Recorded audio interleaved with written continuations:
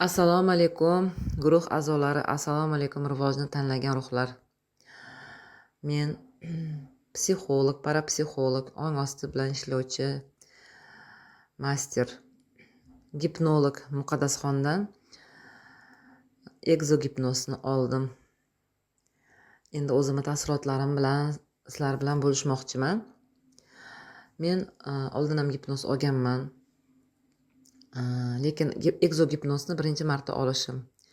Egzogipnoz degani 7 ta chastotada ong ostimizdagi bloklardan, qora dunyo vakillaridan, har xil narsalardan tozalov degan ekan. Bu qanday tushuntirsam ekan, generalniy уборка degan ekanda.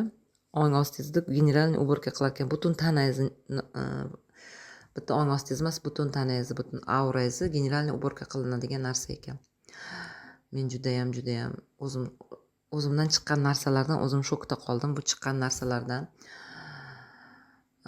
haqiqatdan ham zo'r narsa ekan. Hattoki o'zingiz bilmagan narsalar chiqib kelar ekan. Men shunaqa narsalar chiqadi deb o'ylamagandim. Muqaddasxon, men bilmingizga juda qoyil qoldim. Siz judayam energetikangiz kuchli, judayam o'tkir mutaxassis ekansiz.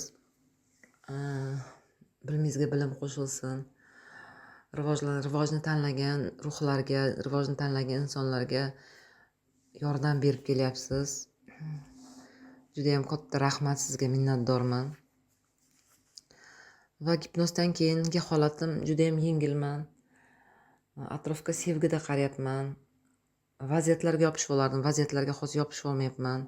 Nimaiki bo'lsa yaxshilikka, nimaiki bo'lsa hammasi Allohdanligini tan olardim, lekin baribir ichimdan chuqur qalbdan his qila olmasdim. Mana shu narsani his qilyapman. Ichimda qandaydir bir qalbimga xotirjamlik o'rnashdi. Sizga kattakon rahmat. Niyatlaringizga yeting, ilohim. Bundan ham zo'r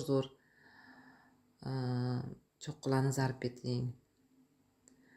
Hamma chiroyli niyatlarim sizga. O'rtoqlar, egzogipnoz olish kerak ekan. Buni olmaganingizcha his qilmaysiz nimaligini. Hammalaringizga ruhiy rivoj tilayman, sog' bo'linglar. Muqaddasxon, sizga kattakon rahmat. Rivoj tilayman yana ham. Sog' bo'linglar.